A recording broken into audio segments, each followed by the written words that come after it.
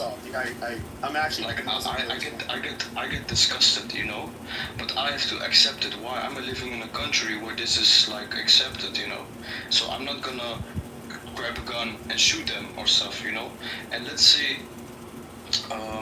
say I have the might, the power to kill those people. I will not kill them. I will just say like this is not. Let's say in a Muslim country, right? In a Muslim country, it's not allowed, you know. But I'm not gonna kill them. The like the true Muslim people, they are not gonna kill them. They're gonna say like this is not allowed here, you know. This is not allowed in the Bible, here. So you have Sodom to go. and Gomorrah. Yeah, but Sodom and Gomorrah, like it was destroyed because they were dirty, you know, sodomites, and so, you know, I think biblically they should be destroyed. We should not teach sodomy to children. There should be no sodomites touching each other and being half naked or even naked in public. Bro, they're even going to this. Like I think it's a thing in America. The people, the parents of the children, went like they hold a conversation like an how do you call it? It's like when Muhammad when he raped the 9-year-old kid, did you approve of that? Yeah, this is a very big narrative that a lot of people are talking about. So how old was the kid then? 7? Listen, when he married her, but then 9 when she cum stains off her dress. But guys, we don't need to focus on Muhammad. As a Catholic, no. As a Catholic, okay, I'm focusing on my religion now. Okay, they have a religion I don't believe in. Now, I would personally rather than be Christian, but I don't really care what their religion believes, because I believe I have the true religion that they should convert to. So I don't need to like punch down on them because I feel like their religion isn't true, which, you know, is already the case. So.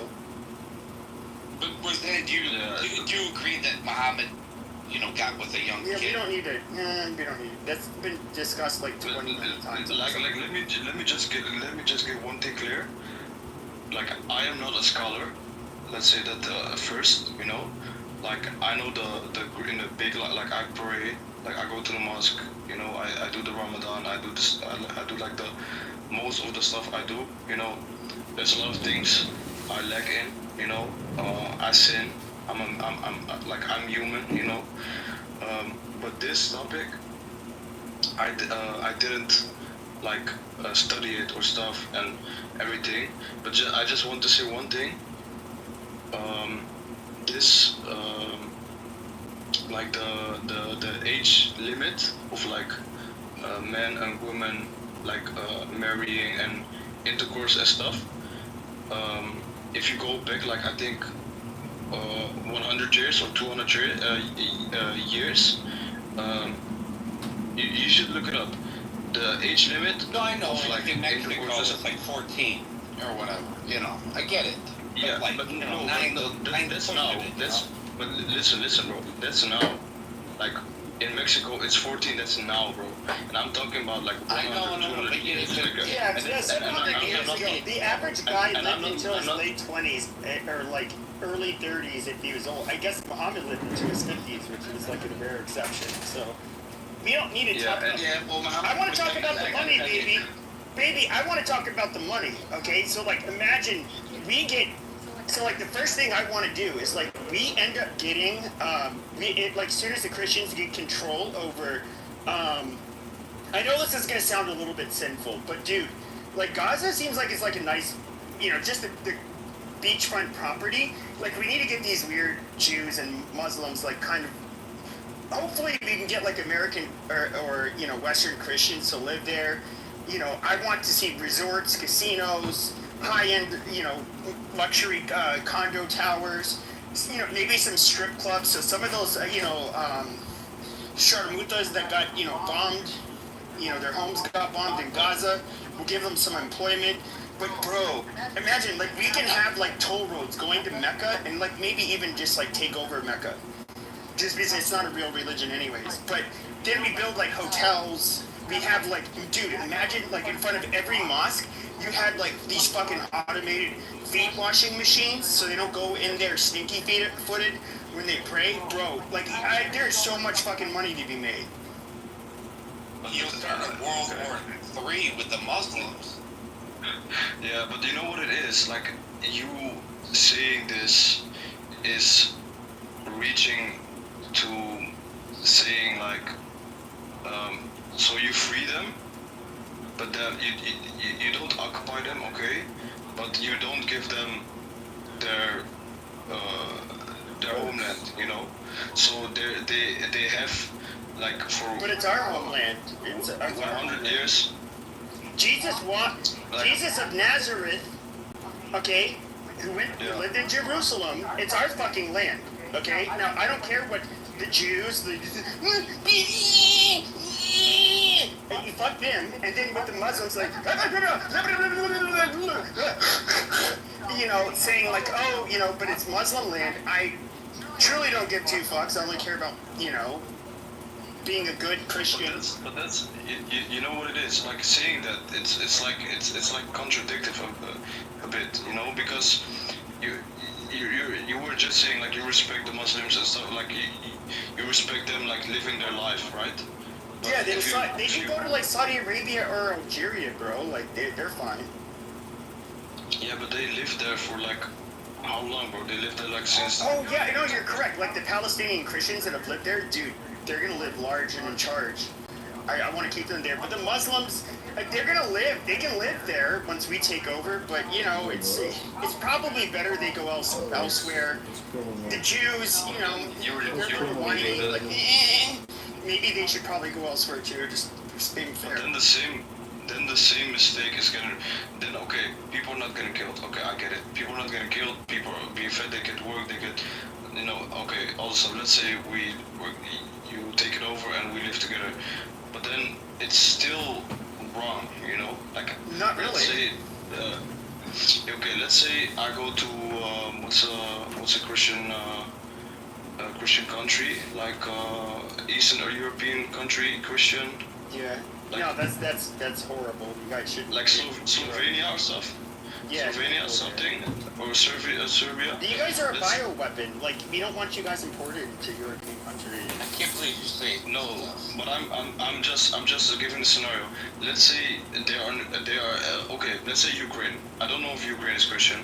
If it's a Christian country. Christian, yeah. If you're Christian, okay.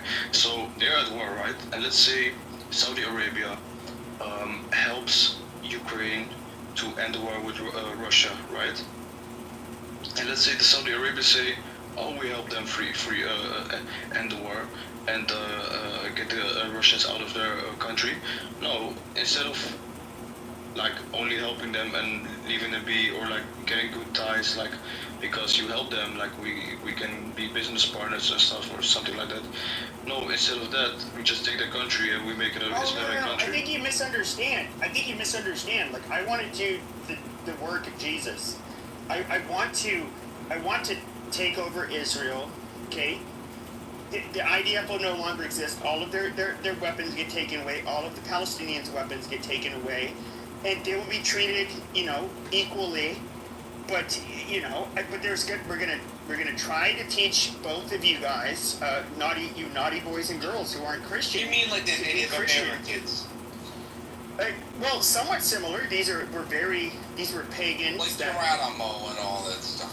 Yeah, savages. I guess you could say. I guess if you want me to be clear, I think you have the naughty Jews, which are whiny savages, and you have the Muslims that, in my opinion, are just like inbred, angry savages. And we need to stop the cycle of violence. It just has to stop. Okay, but there are 1 billion people who are Muslims. Yeah, well, there's 1 million bad Muslims that need to learn how to behave. Very naughty. They need to go to confession in a Catholic church. How does that sound? They'll be cleansed of their sins. They'll be cleansed of their sins, and they will have a relationship with Jesus Christ. He will cleanse them of their sins. Okay, I thought you were an atheist, people. Which Muslims are you talking about? Like, which bad Muslims?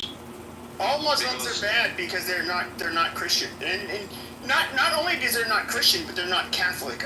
You guys all need to become Catholic. Okay, let me ask you one thing. So someone who doesn't believe, right? Someone who doesn't believe, but he does charity. He has like he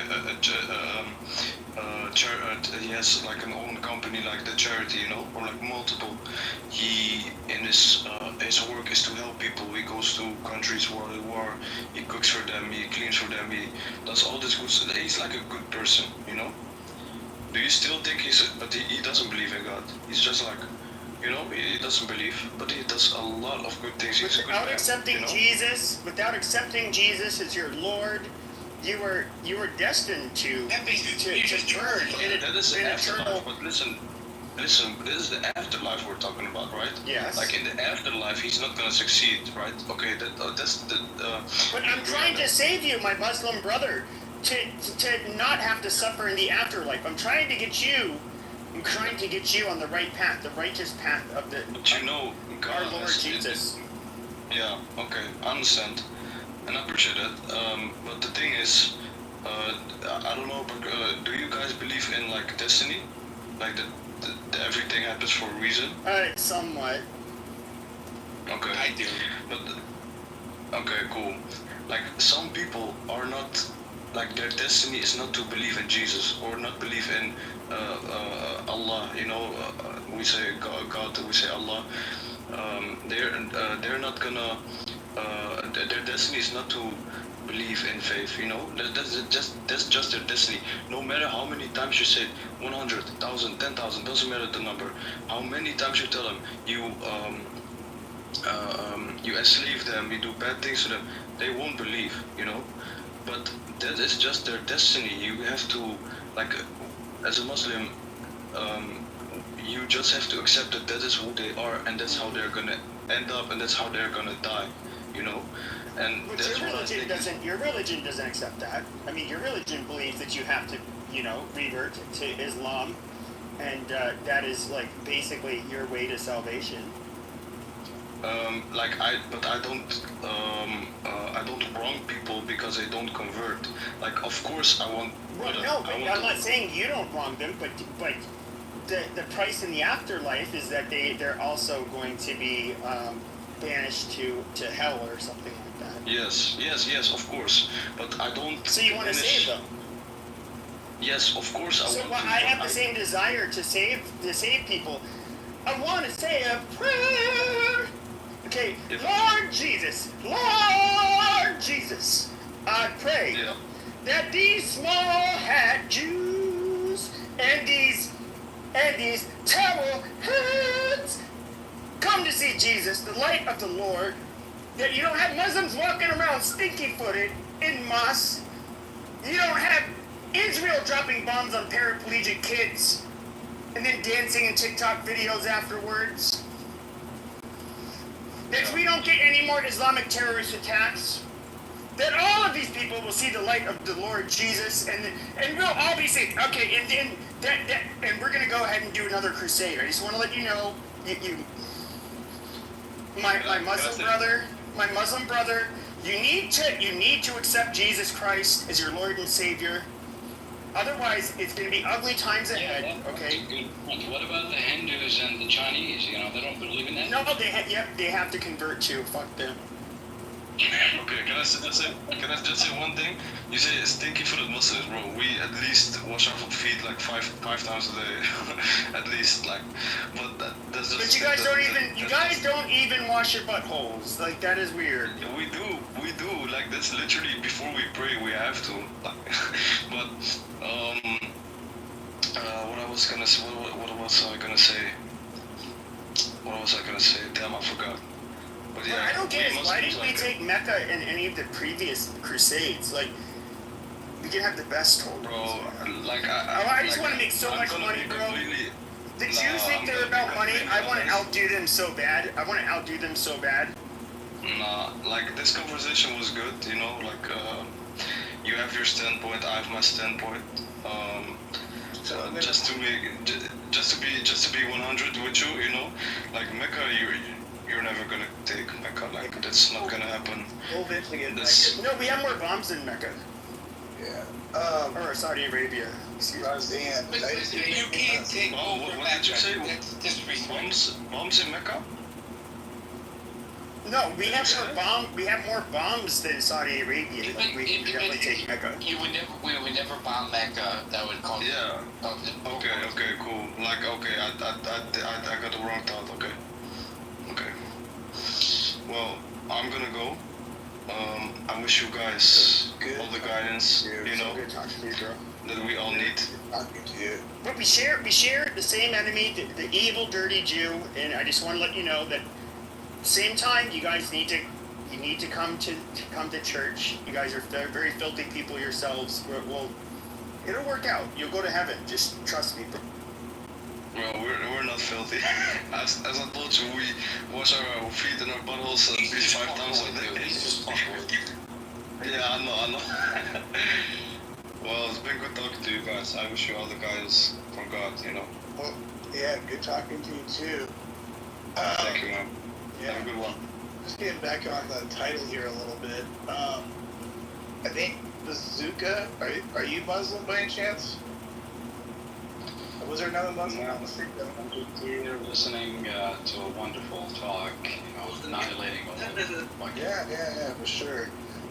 Just a question. What do you guys think of the deportations that are happening in America as Muslims, either as overseas or whatever you guys are at right now? What are your thoughts about what America's doing? Any Muslims here? Yes. Go ahead. Yeah, sorry, can you repeat your question? Yeah. So what do you make of our deportations of legal immigrants here? I guess those who has done crimes, those who does not align with the interest of America, they should be deported. All right. I think we're all on the same page on that. Yeah, anybody who has, breached the law, any law, who has done any crime, who has done murder, who has, who are not good for the communities, regardless of religion, regardless of caste, they should be deported because, in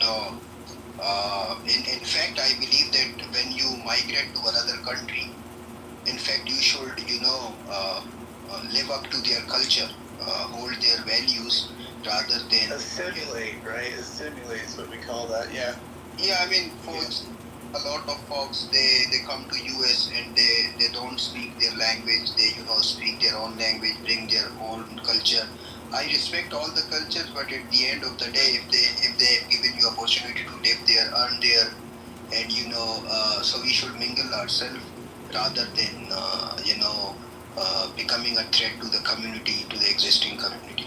What about the Hindus that come here? I think you Muslims are way better than the Hindus, but that come here and take smelly. What? They take smelly, dirty shits on the streets. Wait, why are you making fun of Hindus? Hindus? They don't cause problems. Jacob, you like the Hindus? Interesting. Okay. Wait, they open up businesses and what? Well, the Muslims don't poop in What public. cares? The Muslims won't poop in public. But the Hindus, they will, and with all the spices they eat, they take No, these they're very nice smelly people. shits. I've never seen that in my life. Where have you seen that? But yeah, I agree, this is what I thought we should hold the culture and live up to the culture of the place where we live. They brought a lot of spices and they given a lot of spices to the world. But yes, I have seen a lot of Indians, so they even don't learn the language, the people who are old, like they came many years ago. So they even do not learn the language. And I don't know, when you eat a lot of curry, you fart, You fart? Yeah. Yeah, I mean, I'd be pooping in the street probably on accident. Do you think I was thinking okay, so I think a requirement that you should be able to write and read English. I think that's pretty common. I think you should be able to do in a country that you want to be part of for many years coming up. And maybe if we could do like a test to people like later on, like, they've been here 6 months, maybe a year, maybe 2 years. We kind of just run a test by them to see if they're actually able to speak English and Well, British tried that for like 200 years. they have to go. They have to They go. can't speak English, 200 years the British have, tried. I actually dated an immigrant. She converted, and it's just the 8th grade level of civics. They just have to know how democracy works. And you apply for it, and blah blah blah. And she was very proud to be an American. I mean, this country's built on immigrants, just not illegals. No, nobody can ignore the contribution that immigrants had been made. I mean, immigrants, they contributed a lot. I mean, in fact, today, they contribute massively. But at the same time, I travel to other countries as well. But one thing which I have experienced,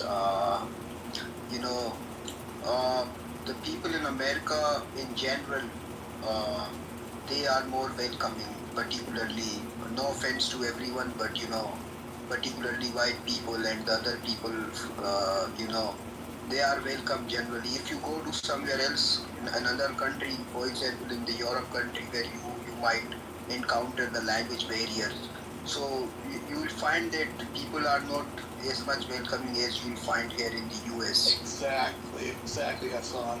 Now, Jacob, I see you kind of with the bat, making sure that maybe my idea, doesn't probably get implemented in a way, but, like, I'm just saying, like, 5 years in, you're here in the country.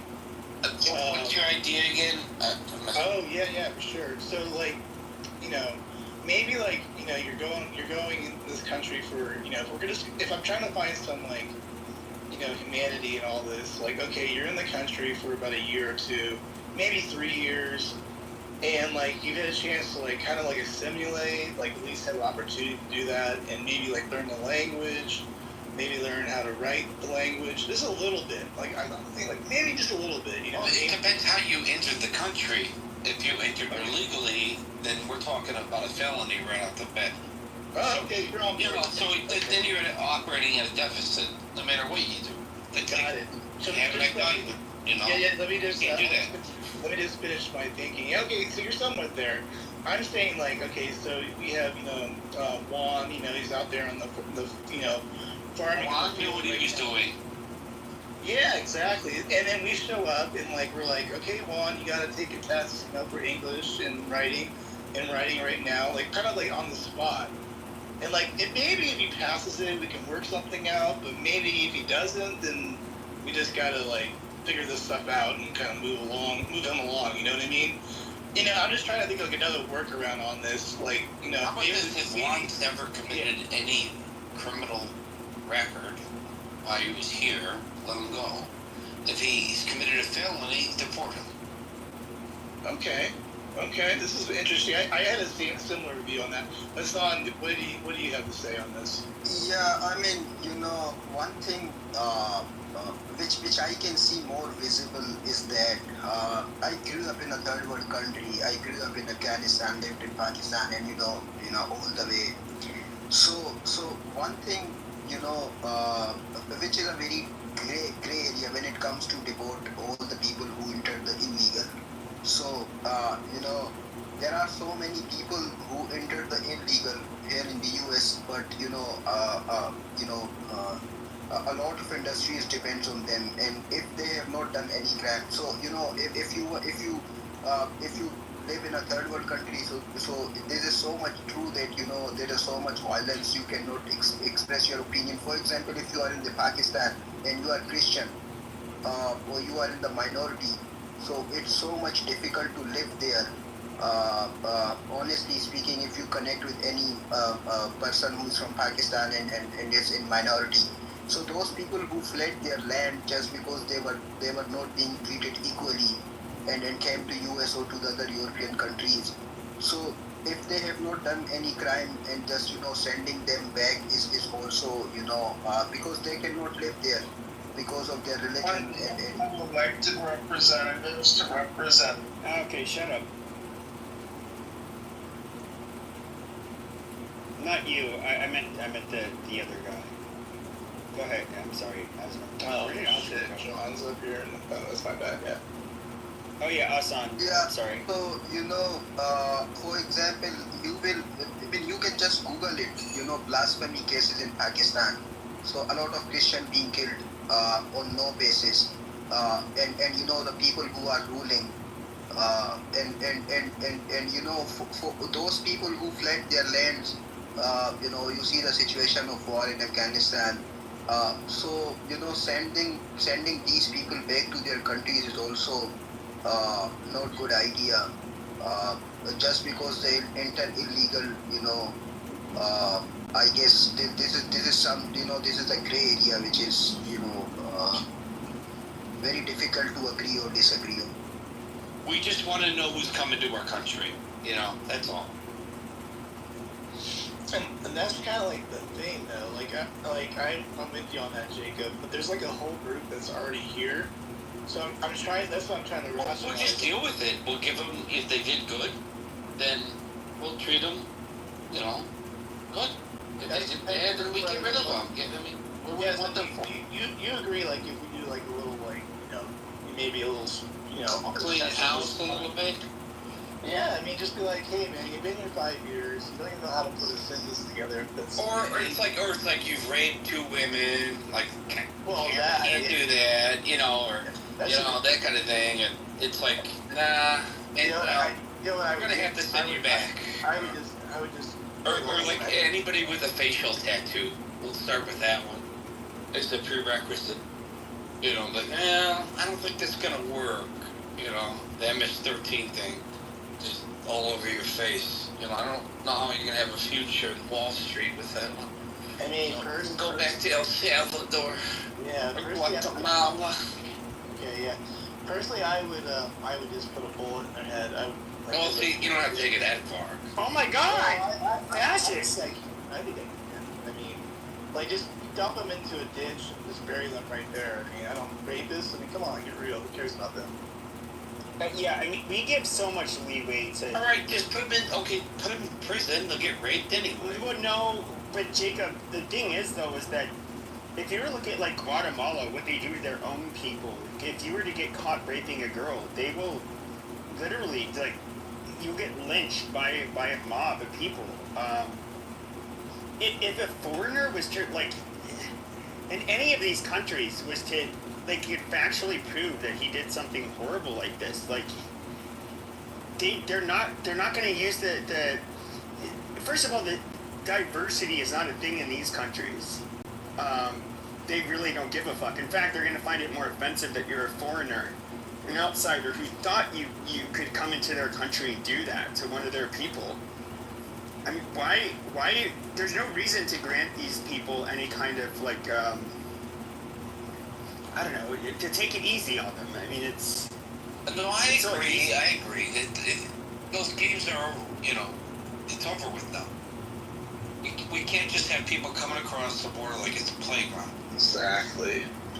Yeah, exactly, Jacob. Little boy, I don't know. I'm kind of... you want to speak on this at all? Or I'm kind of tired of people squatting on my stage, but... I don't know if you have any thoughts on this. Do you? I love decorations, man. That's what I love. That's all. Very good man right there, guys. What did he say? He said he loves deportations. I think he said that. I think that's okay, cool. Yeah, we're on the same page. And I guess so far they are, they are only caging people who has done any sort of crime. I'm not following too much news. Yes. So if they come here illegally, which is a crime, they get sent back. So yeah, it's a crime. If I walk, you know this. If I walk into India, they would be like, no. Well, India, not really. Whatever, you know what I mean.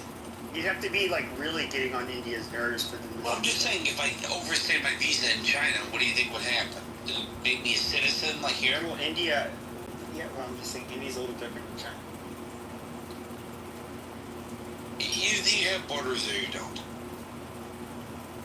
Well, I mean, but India is still largely a third world country in many areas. So, I mean, I'm not talking about they have India. other like pressing issues. Like we have to worry about not allowing third worlders to come into our country. In India, they already have a bunch of third worlders, so it's not really their priority. Exactly. Hugh, Yeah, so go ahead, Hassan. If you want to say something, go ahead. yeah, I mean, I just there are so many things when it comes to Trump policies which I really align with. For example, he wants to empower the local people. I mean, those who were born here in the U.S. And in fact, he also announced that if a family is having two babies, he will give some sort of bonus, I guess. A tax credit, yeah. What I'm seeing is that in the western part of the world, so people are not having kids. I mean, honestly, 1, 2 kids. But if you go to the eastern part of the world in India, I mean, India is also in Indian's growth rate is 1 point something. But if you see the Pakistan, Afghanistan growth rate is 3.4. That's because they're Muslims and they don't, they don't breed like rabbits. No offense. But Hindus like breed a lot too. Not really. I mean, not at this point. In India, they do. I think. India, I don't think you understand. Like India, first of all, they have a fucking caste system, which a lot of people say like, oh, it's white supremacy. No, it's like it's thousands of years old. It predates colonization. These people. When it comes to India, it's a whole. Oh, I know. I understand how it works. When Westerners try to like deconstruct India, so like sociologically, they don't. You can't do it from an American lens. It's entirely different. It's actually impossible. I tried to. I can't. So one thing, in general, one thing you guys are, I mean, for example, Qatar, Kuwait, Oman, Saudi, they are also Muslim countries, but they don't have too much people. They don't have too much kids. It's it comes from the cultural perspective as well. But you'll find so many people, even in countries like Afghanistan, Pakistan, Iran, or in those words, Indonesia, Malaysia, a lot of people, but not in typical Muslim countries like Qatar, Kuwait, Oman, Saudi Arabia. So, there are so many other factors.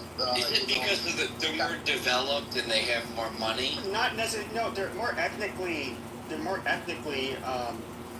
homogenous. But yeah, they have a lot more money. But I would say that the model that like Qatar, Kuwait, UAE, Saudi Arabia, Oman, what they have is that they don't allow. There's no such thing as like birthright citizenship. Fuck, you can live and work there. The chance of getting citizenship in those countries is very small. Now they are generous in terms of like, well, I wouldn't say generous. If you're somebody who can move to their country and you can, economically, they think that you're beneficial. They'll give you residency where you can own your home. You can live and die there, but you're not going to be given citizenship where you can vote or dictate the outcome, of the country. And You so, make a good point. I agree with so you. I do think that like the Gulf Arab states do have a much better model when it comes to citizenship. Like we have all of these people coming from all over the fucking world to work here, but I don't think we need to, like, there's no reason we should have not only birthright citizenship, but to even have any promise of citizenship to any other group of people. So, it takes to the broader conversation. Well, when it comes. Okay, yeah. Well, hold on, let Asan finish. Sorry. So, it takes the little conversation broader because Yeah, I agree. In fact, the situation is more worse because a lot of labor people from Bangladesh, Pakistan, India, and Afghanistan go there to work, and they are treated much worse, much worse. Because I know a lot of folks who are working there, and they are being treated much worse compared to the Western countries. But at the same time, they are not the epitome of democracy. They don't hold they don't claim the democracy or the human rights. So when it comes to the Western world, so these are the things which is being invented there, like the democracy, human right things. So people being exploited this thing. Like for example, if any Western country start doing what they are doing in the eastern side, so you will find everyone in the press will raise question. Oh, this is not a democratic values. We are not living in the democratic. So even in the Saudi Arabia, if someone is raising the question against the government, so next day that person will be disappear, or even same in the Qatar, Kuwait, because they are not a democratic country. You mean like disappear, like killed? I mean, in Saudi Arabia, in Arab countries, or in the Qatar or Kuwait, if someone is, there's no opponent party. Like for example, here in the US, we have a Republican, then we have Democrats. Someone in the opposition to say against the policies being put by any party. But in those countries, there's no opposition. So there's no rule of law which is being aligned by the democracy. So that's why the downside, and this is both on the left and the right. This has been a conversation, not a conversation. It's literally how they've operated. If you look at the far left versus the far right, they will once one group gets in power, and if they're capable of doing it, they will completely shut off opposition. Now, the Middle East is a whole different animal. They still, in a way, it's kind of like they still have kingdoms, which isn't necessarily bad if you so happen to have a ruler that is adept and has the best interest of the country and the people in mind that live in the country. But it's a very, how you could kind of like implement something like what in the Middle East like you do in the West. I don't think it's, that model is necessarily something we could do here just because we're culturally so much different. But I do think that there's like how they hand out citizenship, it is so much different, and I think that's a good thing. The only thing when it comes, we get some. The one thing about America is that the people that are the largest innovators, I guess you could say, like the ones that are the most successful, they come here from foreign countries and they get citizenship. That is in a way how we take away competition from the rest of the world. We are like the best country you can come to and have a successful startup. Which, there's no, like, Gulf Arab states would never offer that, really. And so, in a way, it kind of helps us, but then when it comes to the majority of the people that we don't really want here, or to be voting here, they're not, they're not the 1 in a million, or several million successful CEOs that had a successful startup here. So you're against immigration?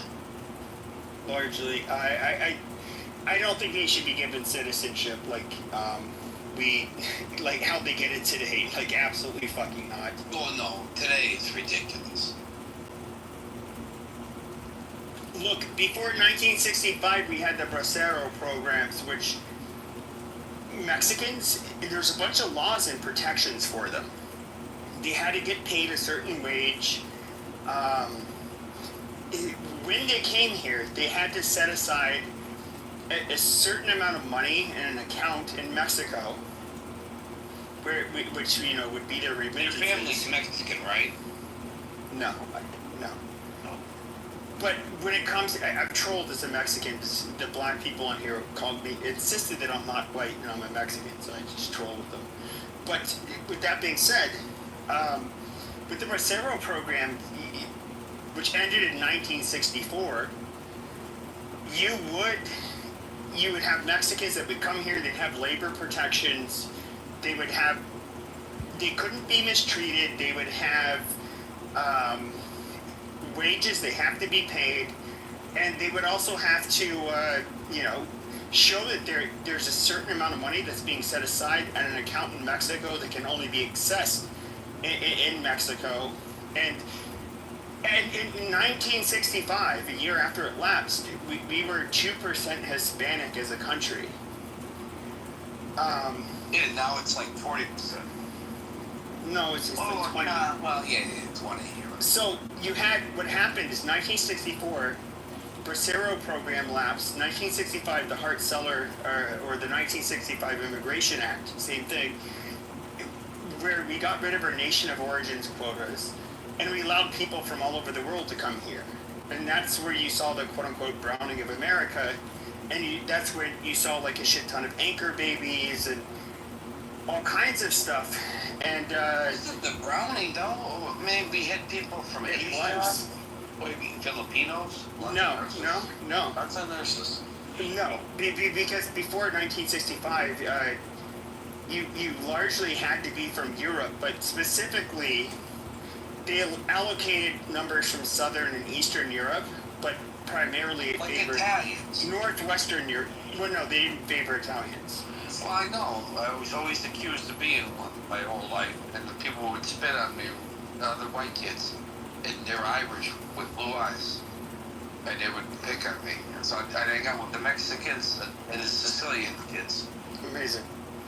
But so, with that being said, that changed in 1965. At the time, Lyndon B. Johnson, he was the president at the time. It's not going to affect the demographic makeup of America, which it absolutely did. And it was very unpopular at the time when it was passed. But once again, we were like a country that was somewhat, we still demographically had problems. Whites and blacks still have a thing ongoing. Not all of them. Somewhat, yeah. Speaking of Brandy, how are you doing this evening? Hey, how you doing? Doing really well, thank you for asking. It's been a minute. Yeah, no kidding. Do you have any thoughts on the title, or like, are you pro deportation or pro fortation? Like, what's your thoughts right now? For real, my thoughts about deportations is that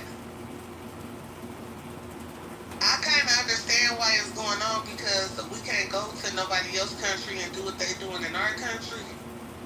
But in some kind of sense, it ain't what you do, it's how you doing it. That's what I feel.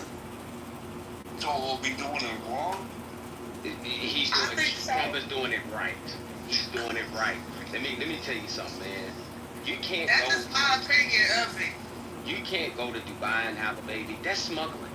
That is smuggling. Absolutely. If you have a child, if you are pregnant and you go to Kuwait, Dubai, Jerusalem, Pakistan, Iran, Qatar, Turkey, you go to Turkey, you're not delivering a Turkish baby. The people go deliver that child, you're going home. Right. You can't do that. Diddy was just in trial for sex trafficking. You can't take your pussy across the border in the United States and not be reprimanded for it. All right, So what do you think? back off with that shit. But then Well, it's the truth. So what I'm saying, what I'm simply posing is, you cannot. I think that it's the right thing to do, because people can't come. We can't go to other countries and do it. They have codes and structures that's been in place for years. This is normal to them. We're arguing about it to them. They're like, oh man, I don't see what the problem is. So I'm willing to bet a lot of those nations are looking at it like, I don't see the problem. But the problem only exists at home with us. you're right, but listen, when you finish? Yeah, we didn't want to. Go ahead. when you create a rule in this country or amendment like the 14th Amendment was for anybody that come here, you know, and have babies and whatever, they are allowed. You know, that was for the slaves, but he didn't put like only slaves. Everybody used that to get here. I agree with that too. That's a good point. Nobody ever brings up. So that rule was put down for so long, and so many people, like you said, smuggled or use that rule to apply to everybody. So they've been in this country since that amendment. So therefore, you got a mess to clean up, but it's still like a law. So you had mentioned, Brandy, that you don't agree kind of like how it's being done. Did I hear that right? I agree. I don't agree how it's being done. You agree on the principle, you just don't agree on how it's done. Exactly. Now, this is the question. I can see where, you're coming from in that sense, because, obviously, the optics can look kind of funky if you're, going to a farm field and just basically capturing all, Juan and all these people up, But, to be honest, though, I don't think there's any really good way to do it. Can you think of a better way? I mean, where do you go to actually get these folks? You know what I mean? You're right. It is a bunch, and it's a bunch. Well, you gotta blame the people that created the problem in the first place. This is between Randy and I. Hold on, just hold on. Go ahead, Randy. You're right. It's just I don't see how you would clean it up either, because it's a lot of it going on. I mean, it's been going on for centuries. Exactly. Okay, but yeah. I feel like, I mean, I don't know how he would clean it up, but it's still a law, you know what I mean? And I don't know, I'm clueless, I guess, with it's a little harder when you start thinking about it, right, Randy? It is. Yeah. But it is. We at least agree on the principles. That's a starting point. I appreciate that, Jacob, you go ahead if you want to say something. No, I'm done at this point. I don't. I get nothing left to take. You want a real discussion? We can have one. What's the discussion that you're thinking isn't happening right now? What part of it? Ignorance. My part or on what? No. People. Okay. Joe, you want to jump in?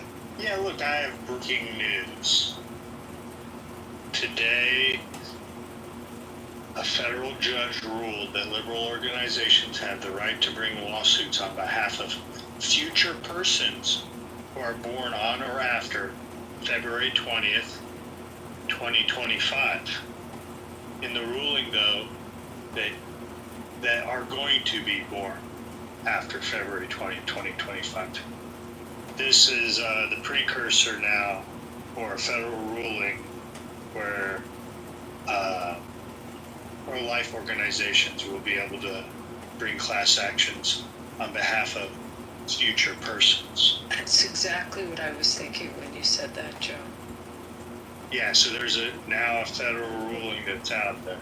Look at the dichotomy on that one. That's bad. Joe, I want to see that. If you can post a link, I want to see that. Yeah. Hey, Joe. Hey, Joe.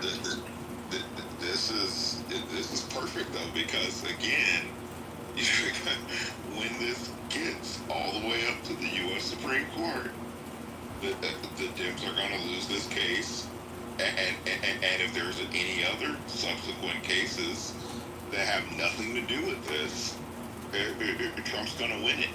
So I mean, I predicted this. I predicted after the Trump v. Casa that they were going to file some dumb lawsuit, and I actually said this on C-SPAN on air. I said, go ahead, you take your lawyers, go ahead, file another lawsuit so it can get overturned again.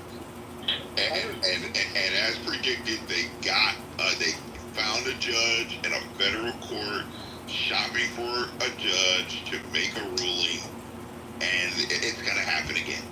Do you have the language, Joe? Yeah, I do. I got a Twitter link for you, Abby, and it's got the ruling in it. Christian, I remember having this conversation right here on this app, not a week and a half, 2 weeks ago, and I thought of you. I was like, there it is. There it is. It's happened. Maybe it was about 2 to 3 weeks ago. Let me get the link for Abby real quick. Christian, are you in the House or the Senate? I forget. No, I'm not. I'm not. In Arizona. I live here. This one. Do you plan on running again, Christian, or no? No, I don't. The only way I would ever run again is if I got Trump's endorsement. That's the only way I would ever run again.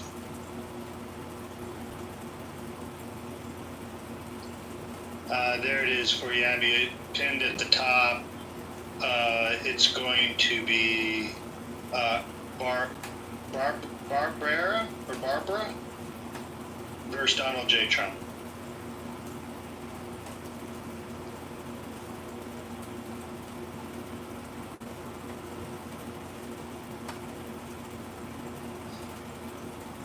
I haven't read the whole ruling. Maybe you could read it for us, Abby, and give us a. I heard it on Tim Pool. I was watching Tim Pool earlier, and they were talking about it. I was like, oh well, look at that. Christian was right. Matt, give me honest feedback. It's like it's not my room, but like I was trolling that guy for like quite a while. Was that a little excessive? No, you're okay. It was fine because you're gonna do what you do a little bit. That's fine, and maybe you went over by 10, 15 minutes. But no, you're good. And you didn't go down too much on the Jewish route. You hit up the Muslims pretty good too. So no, I do that because it's like you gotta like say like because he wanted to say like watch Candace Owens. Oh yeah, he came out of nowhere. That is true. Yeah, and so it's just like oh no, I agree. But then I do like the Crusader bit, and it's just like oh, and then I insult Islam a lot. How much take power over them, and he still it's like still as long as I'm anti-Israel, I can be as like anti-Islamic as I want. The thing is, there is some crossover with deportation and exactly what you're talking about, and we did hit upon that a little bit. So you're not completely off, but yeah. I came in the room just as you were trashing Jews, so I'm like, what the fuck did I just walk into? Abby just walked in. I had to leave. I don't want to hear it. I know what you're doing. I did the same thing, Abby. But I just couldn't. So to answer you. By the way, you guys do the right thing. You guys leave the room. I really appreciate that instead of causing a big stink. So I appreciate both Sarah and Abby, and anybody down below in the goo or on stage. If you don't like stuff, if you don't like hearing, just leave. There we go. What I don't get is like how does anybody listen to Candace Owens and like think they're being more enlightened? That shit's crazy.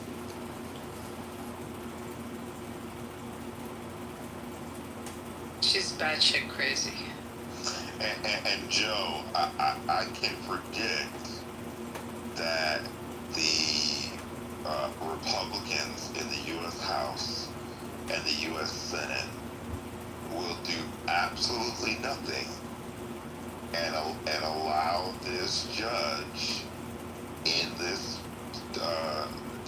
federal court to do exactly what the U.S. Supreme Court said that the judges didn't have the right to do, and it's really unfortunate that we have such an incompetent U.S. House and U.S. Senate, but this is the consequence of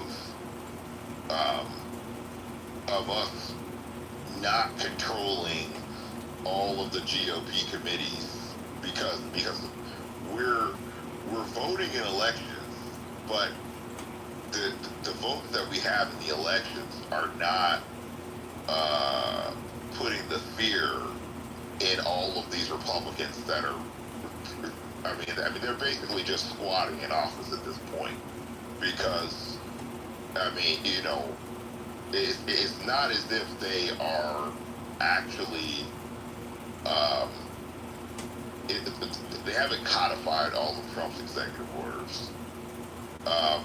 They haven't done anything that has been super overarching. they passed a budget reconciliation bill. They added a few things in the bill that Trump wanted, but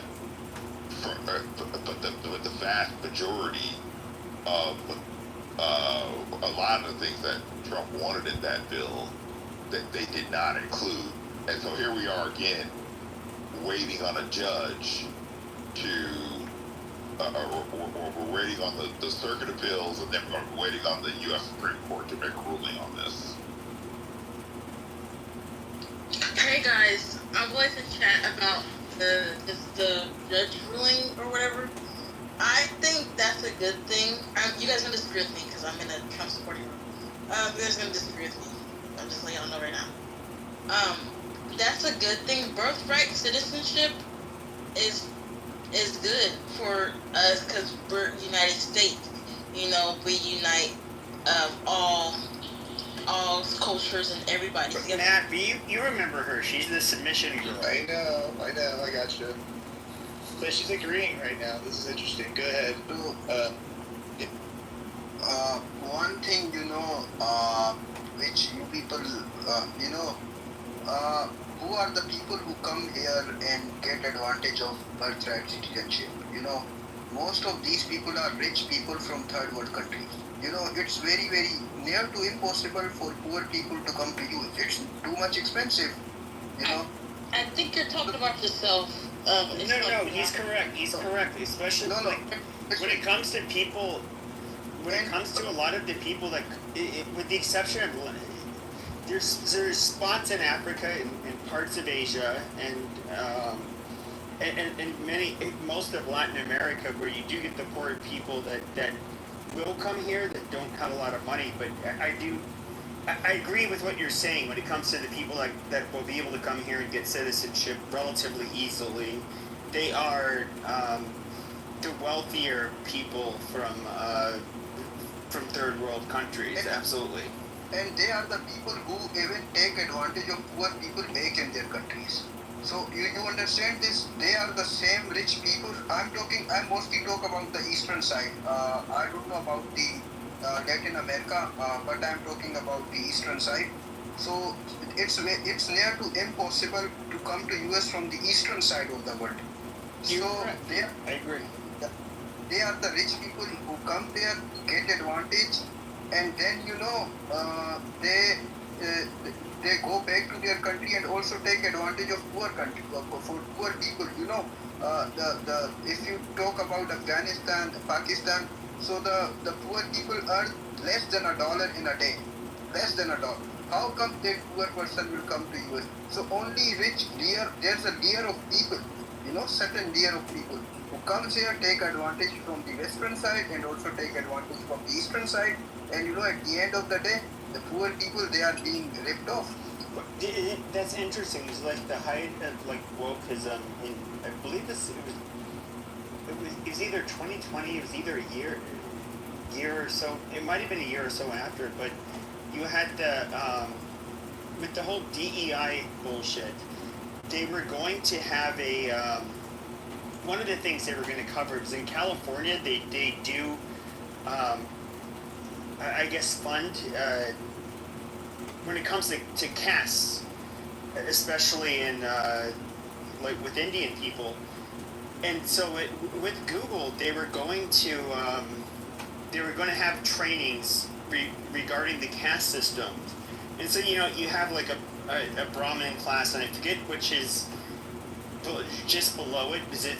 There are a lot of Brahmins, but then there's another caste, which there's quite a bit of them in the tech industry, but it was like when it comes to the Dalit, they basically the Google workers were up in arms and they said no, fuck this shit, we're not tolerating this. They wanted to continue their form of extreme, I guess you could say bigotry, and it didn't want the attention focused on them. And see, this is why I am vehemently against to either modernize or expand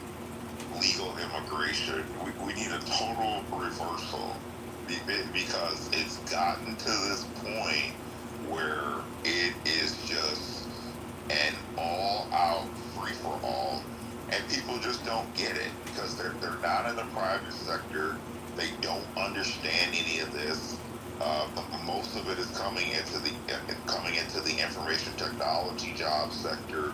So people just have no clue, no idea the damage that this does, because we're cheering it on because people are saying, oh well, we need more legal people here. No, we don't. Okay, I mean this case, especially this birthright citizenship case, proved it because the Dems and Trump's detractors were in court basically saying that if they couldn't continue birthright citizenship, then they could not reap the benefits, which are the federal benefits from birthright citizenship, that a ton of entitlements would be lost because they would not be able to claim federal benefits as a result of this birthright citizenship. And then you have then you have folks that will just come over to the United States and have their children for the benefit of everything that we've already been talking about in the last few minutes. So I've seen enough, I've heard enough. It's time to do a total reversal on all of this. And the sad part is we don't have a competent United States Congress, a U.S. House, and U.S. Senate, which is what will be required to reverse a lot of this. Hey, Joe and Matt. What's up, Adrian? What's going on? Hey, AD, what's up, buddy? What's going on? I knew I was fucking right on this issue. Remember when I raised this issue about a week ago, 2 weeks ago in this room? Yep. And that guy tried to argue me up and fucking down that I was wrong. Right? Do y'all remember that conversation? It's all coming. Yeah. Yeah, right, Joe? Christian made a similar argument too, Adrian. I remember this. I told you. People looked at me like I had 4 fucking heads when I raised the issue, right? How this is going to be problematic for the Dems. And because people had never thought about it from that angle before, they thought I was fucking crazy. I feel so fucking vindicated right now. I feel vindicated. Because I told them this is exactly what was going to happen if they tried to argue this birthright citizenship on behalf of future people. Then guess what? It was going to fuck up the abortion argument. I said this shit. The reason why it's also largely bullshit, it's like, okay, so you had people that were former slaves and the descendants of slaves, and okay, the 14th Amendment was meant to deal with that, but it's now we can just have like any fucking squatter from throughout the world just come here, and kind of like to what Assad was saying. You do get, a lot of Chinese people who when the women are pregnant, they'll just come here. They know they're going to get, they'll overstay visas. They don't give a shit. They will pop their baby out here just so that their child has, which to give them credit, it's kind of smart. It's at least a smart way of taking advantage of our birthright citizenship. But it's a way of like investing in their child's future. It's something that should not be a fucking thing. Like birthright citizenship, I think is going to be. It's one of the things that could be the downfall of the United States. Like it has to be modernized completely. You're totally right. If I'm not, Joe, you can correct me on this. As far as I know, also, this mostly came about because back, in the early days when we were just like a young country, we were having a bunch of, foreigners coming to visit us, like the politicians and like the people that, from other places like Ireland or whatever it might be. And they would lay their eggs all over the country just to make sure that they get a chance to be part of America. So, Joe, I don't know, am I on point with that? Because I think that's where this comes from too. Is really was just to prevent any kind of foreigners from other countries at the time that our country was just starting off. So it doesn't even. The point is, it doesn't even modernize. We got to do something different. It's not working. Maybe I'm. Specific rulings? No, I mean it all originally originates from the 14th Amendment, which is granted citizenship to children of slaves. Any free man at that time, or any person that was a slave prior to that had then been freed by the Emancipation Proclamation. That then gave them all citizenship, and it's just been interpreted over the years. Right. Now there could be, some case or something related to what you're saying. I'll find it. It's really interesting because I read about it. I'm like, oh, okay, well that makes sense. What those folks were doing, obviously, was fleeing prosecution themselves, obviously at that time. You know what I mean?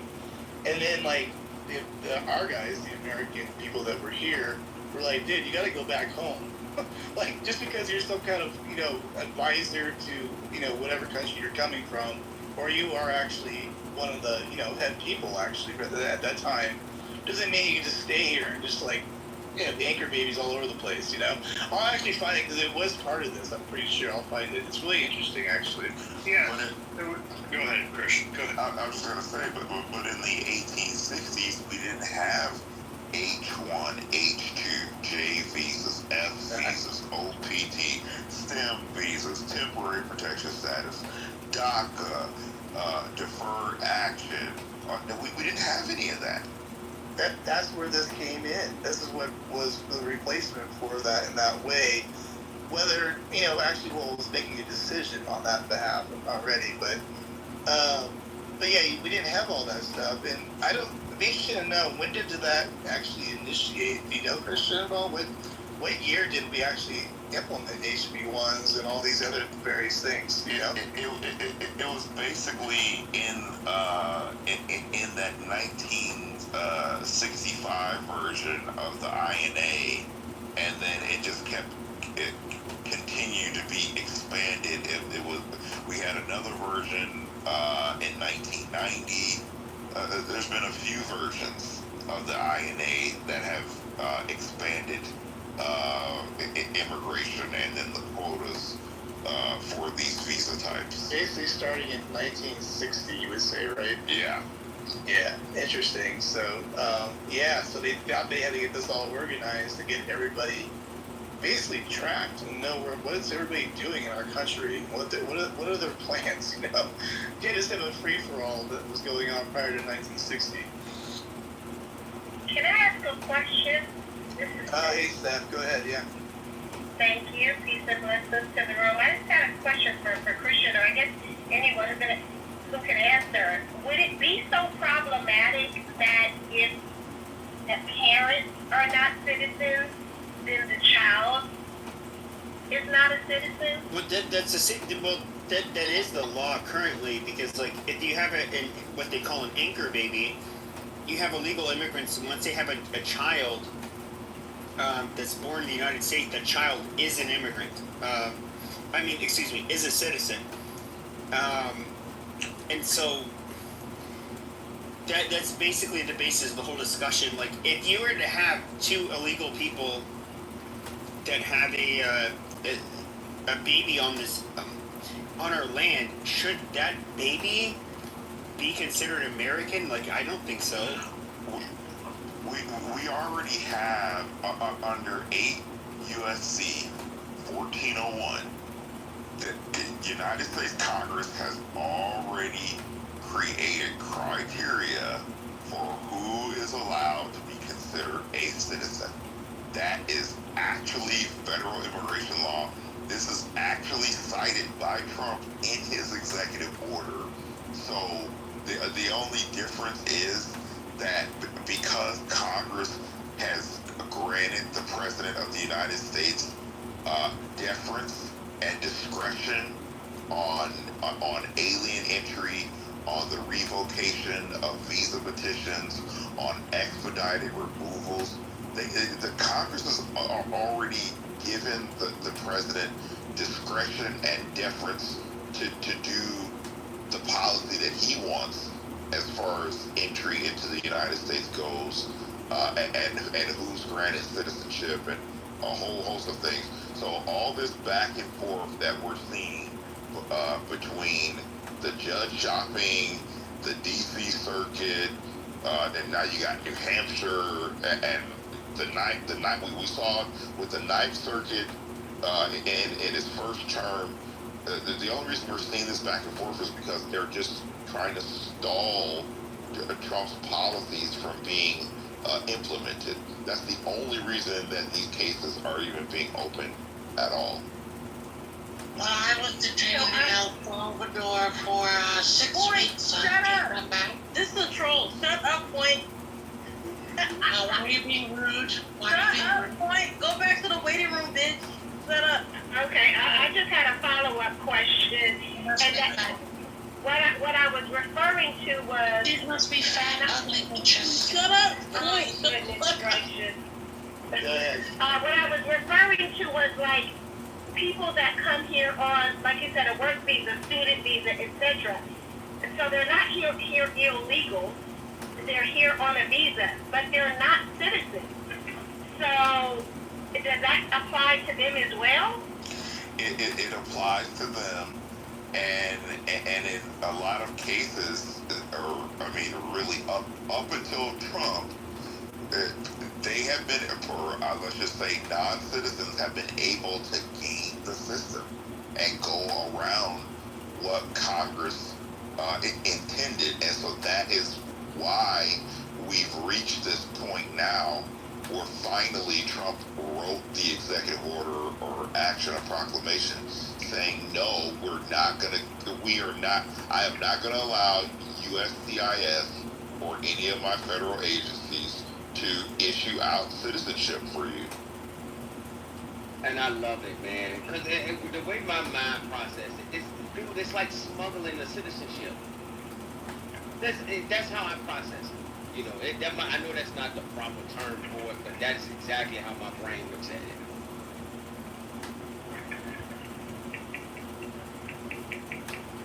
MC, can I just go ahead, yeah. So, shout out to the deportation that's going on. I fuck with the deportations, man. Get these motherfuckers out of here, bro. I fuck with it. I got it, so hold on a second. Ahmadon, did you want to say something? Yeah. Good afternoon, good evening, wherever you guys are. Just want to add something relates to this visa process that Christine was actually talking about, different types of visa. You know, my concern is that there haven't been any proper kind of vetting system for these people coming to our country. No matter if it's a HP, ED, whatever types of visa is out there. So I don't think that under any administration, I don't know, there have been any proper vetting before giving a piece of visa to somebody to come to our country. Like, I don't know if any embassy around the world have actually conducted such a kind of vetting for people that even they want to come to our country legally. What I mean by that is, like, somebody apply for the visa and nobody conducts some sort of background check for that person that's coming from that country. He could be a student, he could be whatever they want to do, but guess what? That person could be, like, let's say, completely criminal person in their country, but they will get the visa and come to the United States. But what I like about the new administration, that, you know, we don't want America to turn to be like an European countries. Look what is going on in Germany, what's going on in France, what's going on back. Some kind of process or some kind of thing had to happen in our country in order to get these people out of this country. This is not Europe. This is the United States of America. I'm proudly I'm proudly Afghan American, and I live here for a long period of time.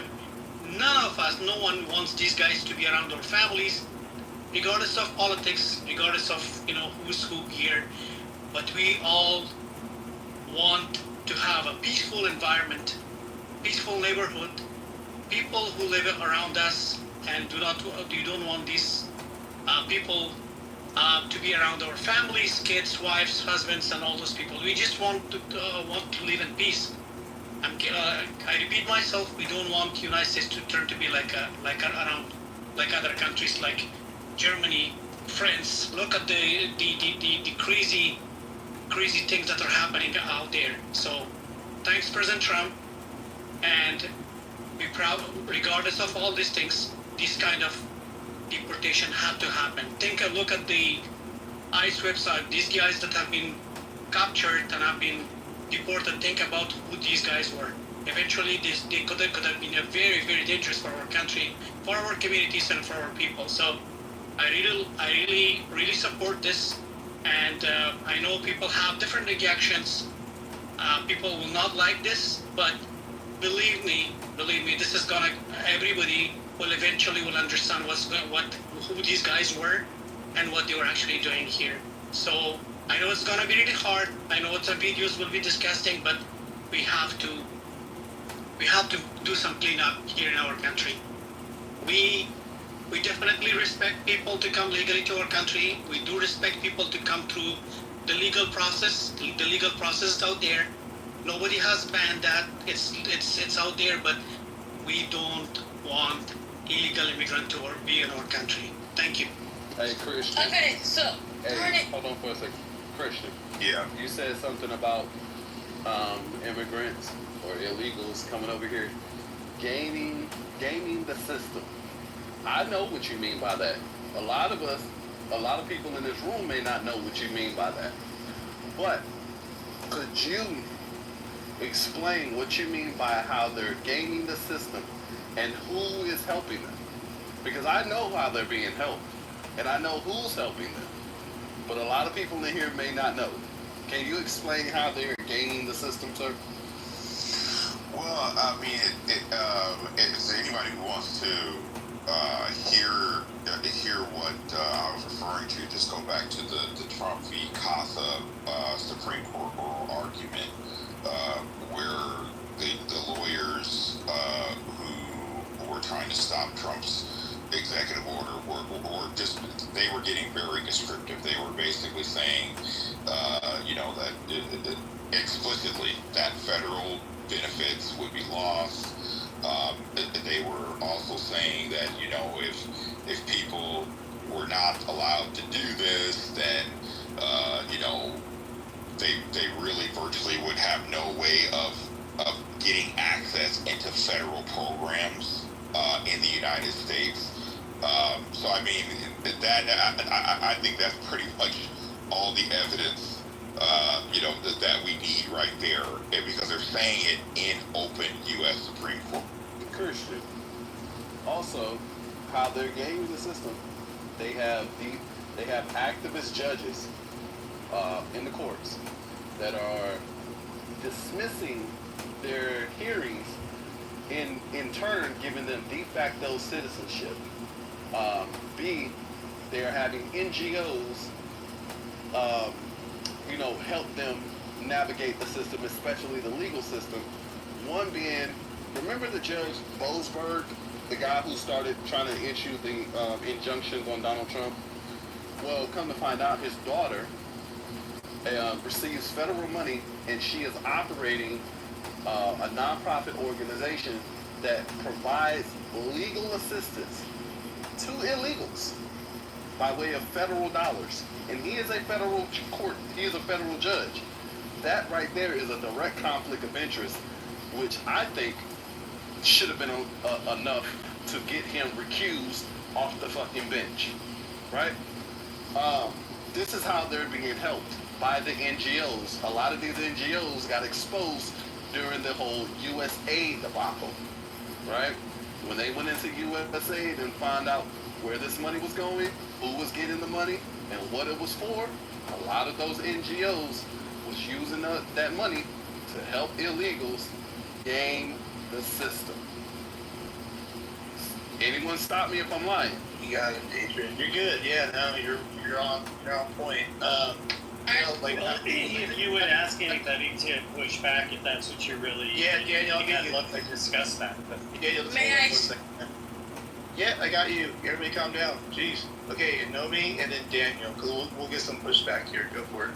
Okay, so I disagree with the I'm sorry. The deportation, sorry, I just had a moment. Yeah, I agree. I mean, I agree. I disagree.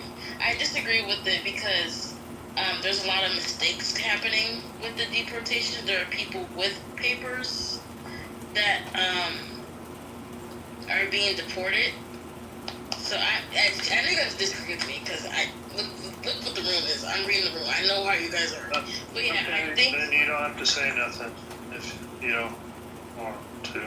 Well, I just want to say that I disagree with that, and there's people being separated from their families, and they have paperwork proving that they should be in the United States, Can you name they're one? being taken away. To find paperwork? Can you name one? Can you name one person that's happened to? You Just one. It's like happened to multiple people. And define paperwork. Yeah, okay. Hold on, Abby. Hold on. She made an assertion. Name one. What is their? I don't remember, but I You don't have one person. You said that it's happened to many. I'm asking you to give one example. One person. Yeah, I don't know. And define documentation. Define it specifically. The documentation is like piece of paper or document. Well, I got a piece of paper. That you all should kinds be of in the United paper. States. Well, what's a paper? What is it called? What is it that you have? Citizenship or whatever. It's Permit. Citizenship, or is that specifically what you're saying? Like a birth certificate? Like permanent resident. I know there's multiple that shows that they're supposed to be in the United States. So Well, what is it specifically? I just said it. Well, what did you say specifically? Citizenship. And how would you document citizenship?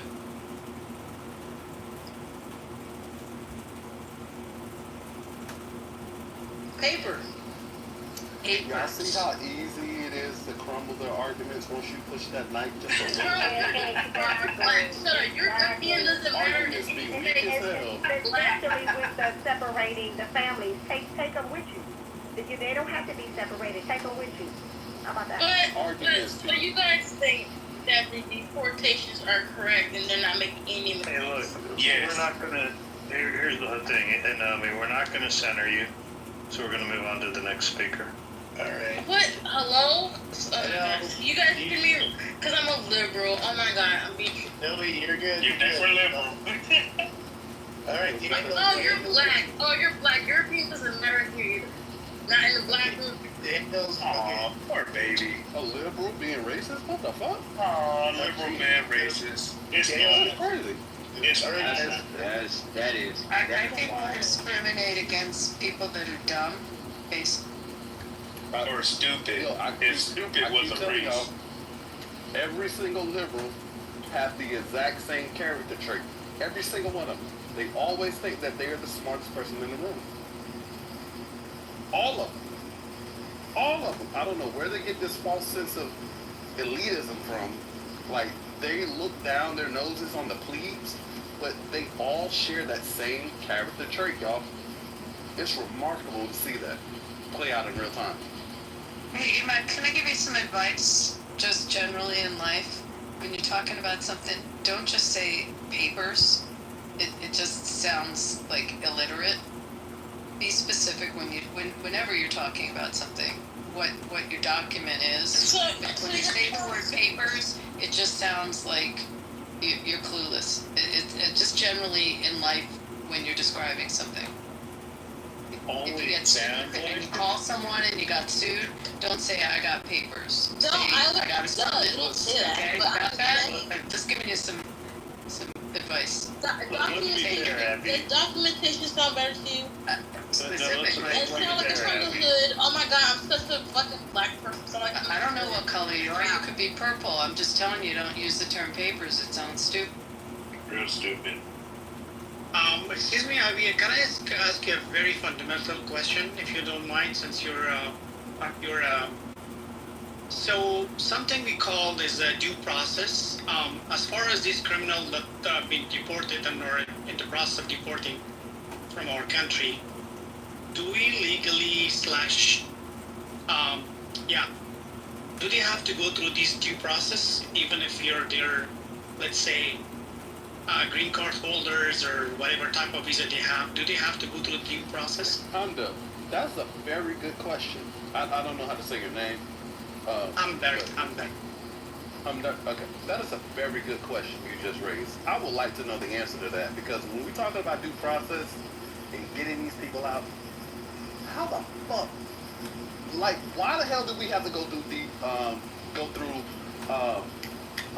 due process to get them out when they didn't go through due process to come into the country? Can anyone explain that? Everyone's afforded due process. You have to define.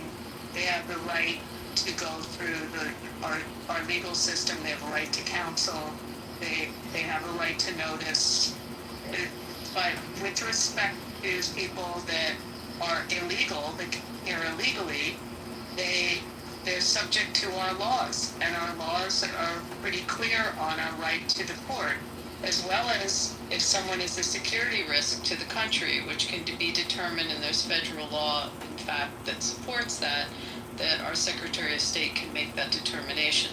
They do have a right, as anyone that's here, to go through a court process and utilize our court system. Hey, Abby, no one's taking that away. You're so correct, Abby, because I raise this question a lot, this issue a lot, when liberals bring up this due process argument, right? Now, just imagine, hypothetically, had they won the election, would they be screaming about due process now? No, they wouldn't, right? They're only screaming about due process because their grand plan backfired. It didn't play out the way they thought it was going to play out, right? They didn't win the election. So now this is their de facto argument that they're talking about as due process, when they didn't give a flying fuck about due process when they were just ushering their asses into this goddamn country. They weren't thinking about due process when Joe Biden on the main stage said, rush the border. No, surge the border. That's what he said. Surge the border, y'all. When he got rid of Remain in Mexico clan, they weren't thinking about goddamn due process then. Due process, it was the furthest thing on their fucking mind. But now all of a sudden their ass is lost, they're salty, they're licking their wounds. This is the only thing that they can muster up as an argument. It's because their grand plan did not work out. But Adrian, they are having a due process. They actually are. Every single one of them, they are. Even though they really shouldn't and they don't deserve it, they do. We talked to a judge and he explained to us how they all are having due process. The only thing that people are confused is every single arrest, there is a warrant for it. The only place they don't need arrest is when they go to workplaces. That's why you see them going in workplaces and just arresting everyone. At the workplace, they can go, and they're not even arresting. It's called detaining. At workplace, federal agents can go in there and ask for paperwork, and then they can detain people until they show paperwork, or they put them through the due process. When every single illegal right now is going through the due process, what the media is saying is absolutely lie. The other thing too is, hey Adrian, let me jump in. Oh, go ahead, my bad. Yeah, and Abby, you would know better on this, but it seems to me I heard it explained there are different forms of due process as well. And what the left is promoting, this whole idea that, well, you have to go and then you got to go through it in front of a court and there needs to be a jury and all these, Perry Mason type trial. And that is actually, it's I remember it needs to be the if I remember it correctly, it needs to be a legal process as set by the Department of Homeland Security or it's something along those lines, to where the Democrats are saying, oh, everybody, all the 11 million or 20 million or whatever it is, they all need a court trial. And that is actually not the case, as I understand it. I put it in the chat, Alan. There's an exception if they're apprehended near the border. They can be removed in an expedited way, and they don't have to remain within the system on the 2-year period. And Abby, didn't Tom Homan say, hey, we're going after criminal illegals, right? If we raid a home, right, and your ass just happened to be there while we're raiding, or you're in the vicinity of someone that we're raiding and arresting, if you happen to be illegal, you will be arrested too. Did he not say that? Yeah, he did. And it also reminds you that even there's due process and right to counsel and right to notice, even with the people sitting in Guantanamo that, we're holding for 9/11, they still have due process. They still have right to counsel. They still have notice. They still have a trial. None of that goes away. But we were just talking about this before, and I sound redundant, but it's an administrative law proceeding when you go through deportation. It's not in our judicial system. It's in the executive agency, the executive branch. It's an administrative law. Poor Pepe's heard me say it how many times. But it's still, you're still having a proceeding. You still have the right to counsel, the right to a fair trial and notice, and to present a defense. None of that goes away. Yeah, it'd be likened to if you reach over your allowed driving points because you got too many speeding tickets, and then your license gets revoked, and then you go through an administrative hearing and they pull your license. You don't go in front of a court for that. So the entire narrative about there not being afforded due process is just gaslighting and lying to Americans. I want to say something else. I voted for Trump in 2020, believe it or not. But what he's doing now is he's getting out of hand. It's like he's almost taking it by himself. I can't deal with this. I can see. Like, nobody cares, Naomi. No one cares what you did. Naomi, what was the reason why you voted for him? What was the policy that you voted for Donald Trump? She said 2020, not 2024. We don't care about what she did in 2020. Well, I do. I do. I really want to hear this. Yeah. In 2020, why did you vote for him? Because Biden, I saw a thing, but Biden in the past, he said the N-word, the hard R, and he tried to fight so hard for my community, and it was weird to me. I just felt weird about it. So yeah, that was one of the reasons. You voted for Trump because Biden said the N-word? He said the N-word with the hard R. Back in the, was it 80s? But you weren't alive then. I seen it, oh my goodness. I didn't see it myself. I seen it like online. I wasn't there. Yeah, but he said a word at a time when you weren't even alive. And that made you vote for Donald Trump? Did you vote for Trump? Why are you questioning me? I'm just curious. Yeah, I said that was one of the reasons. There's other reasons why I did too. You know what? I'm tired of being fucking black. So what is Trump doing now? Deportation? Can you not just have a reasonable conversation with someone without melting down? What the fuck? What is he doing? No, I'm just tired of these black men always questioning me, trying to make me look stupid. I just asked you a question, baby girl. What the fuck? But you are. Shut your black ass up. All right. Racist mutt. All right, conservative, calm down. Okay, Lo, you came up. Yeah, I was just wondering, what is she doing now that she said that is different from when she voted for him in 2020? Because if it's deportations, that's been a thing before him. I mean, Obama has the most deportation under his record. If it's DEI, then I understand Democrats probably told you to be upset about that. But I just don't see what has changed your mind so much. You said that Biden said the N-word, but he's said and done so much worse during his presidency these last 4 years. So I really don't understand where the hate is coming from. Thank you. I just want to make a quick comment here that during Obama's administration deportation, but we have to bear in mind that most of these criminals that have actually entered our countries were during the Biden's administration, and these were the most dangerous ones that have been here, and so that I just want to make that comment over here. Well, we know that's false. That's false because just today they caught a MS-13 gang member in Nebraska who's wanted for over 5 murders. He's wanted in El Salvador, and he was allowed to come into America in 2016.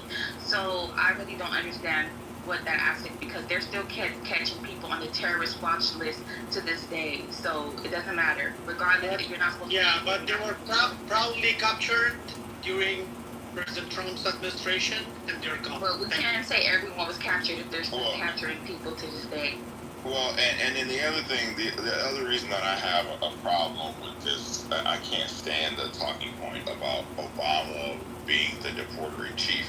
The fact is, under Barack Obama, they started the Central American Minors Program, which was the program that encouraged people from Guatemala, Honduras, and El Salvador to come to the United States for the purpose of getting DACA or deferred action or temporary protection status. So all this talk about Obama deporting people is bullcrap. They allow millions of people in through the DACA and through the deferred action and the temporary protection status.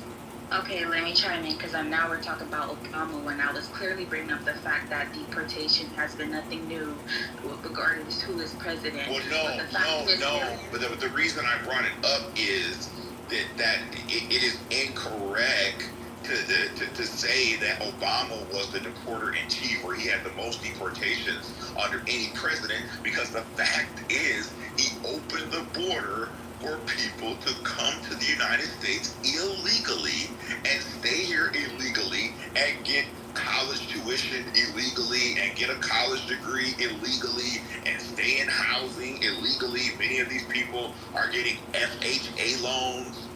So I mean, this whole notion that Obama was the guy that deported the most people is bullcrap. Again, Obama has deported plenty of people, just as Trump is doing right now, and any president who's going to enforce federal law. So I don't really want to get, because I'm not a fan of Obama, so I don't know if you are. Maybe that's why. No. I'm bringing it up because you said it. I'm bringing it up because you said it. That's why I'm bringing it up. Yeah, I know, but you're bringing it up as if he was the only thing that I mentioned. The point was that deportation has been happening long before Trump, and it probably will continue to happen. Well, the reality is Trump has been the toughest president in history on immigration. And in fact, I would even go so far as to say that Donald Trump has been the toughest politician across the board, across all 50 states, federal, state, city, county, every jurisdiction. Trump is the toughest politician that we've ever seen on immigration. Yeah, I don't have a problem with that, especially considering people were just worried about sleeper cells waking up the other day. So, I mean, honestly, I'm okay with that. And also, we have to bear in mind that the situation has changed around the world. And I'm sure there have been a risk analysis conducted to go that as much as tough for this extensively. Because back in the days, look at the world, what's going on, right? Look at it's not the, let's say, the the war that has been there like in 2020. This is 2025, so things have drastically changed. If you think about everything, and then like mostly the risk analysis, I don't think when it comes to our national safety and security, any risk analysis have been conducted during President Obama's time. But I'm sure there have been any risk analysis conducted, by going this full course of deportation.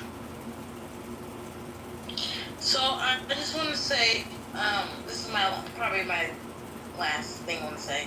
I would, if Trump wasn't doing these other things that I disagree with, I would support Trump.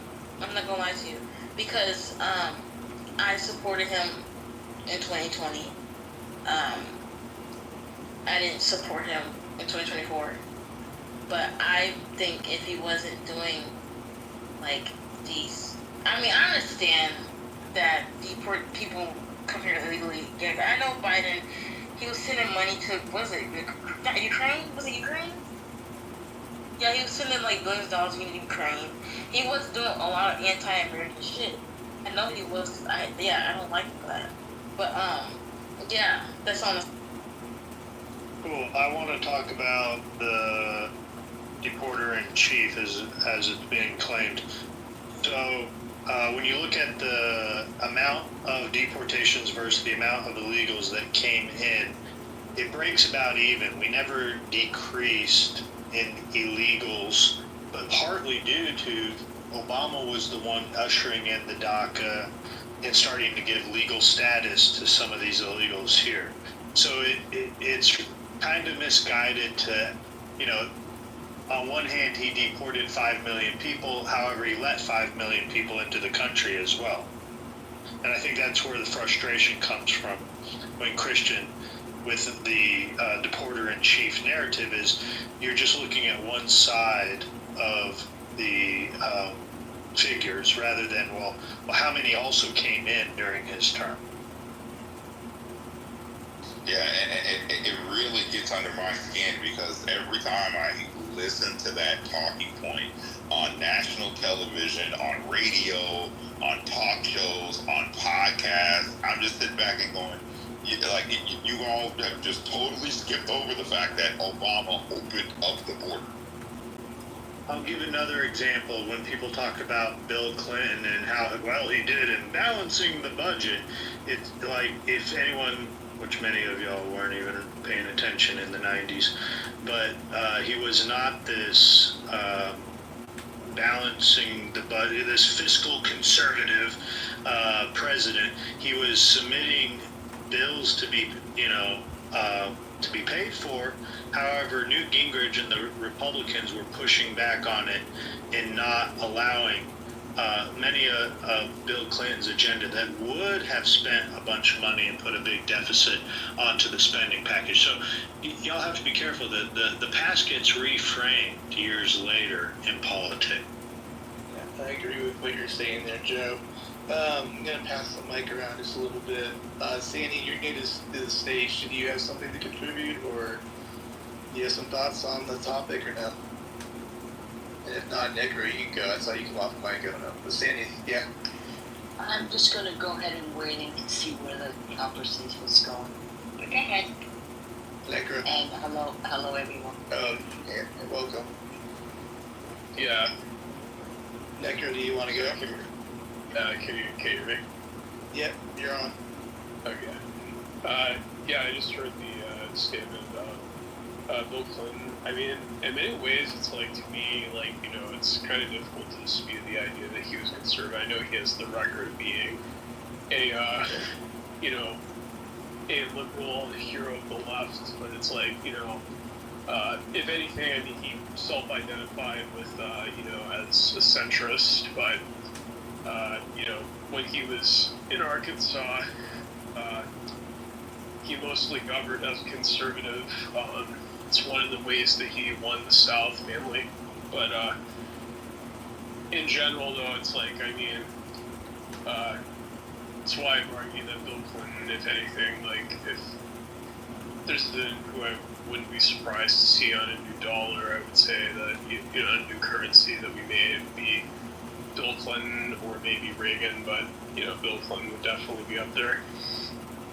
So, Nick, let me ask you, when they proposed Hillary Care, which was essentially a precursor to Obamacare or government, more government control over healthcare, was that a conservative idea?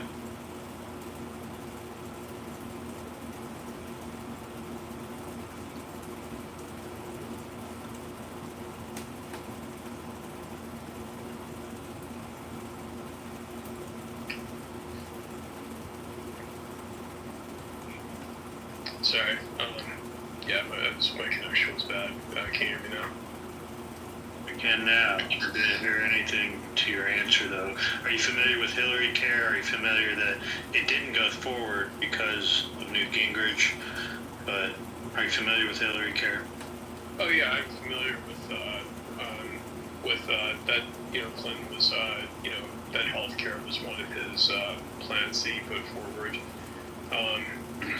It's interesting though. The ACA is originally its origins is I think it is originally right wing. I think it was actually the Heritage Foundation was the one that proposed it originally.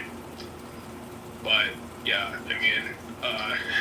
it was proposed as the alternative to the plan that was passed forward as to universal health care.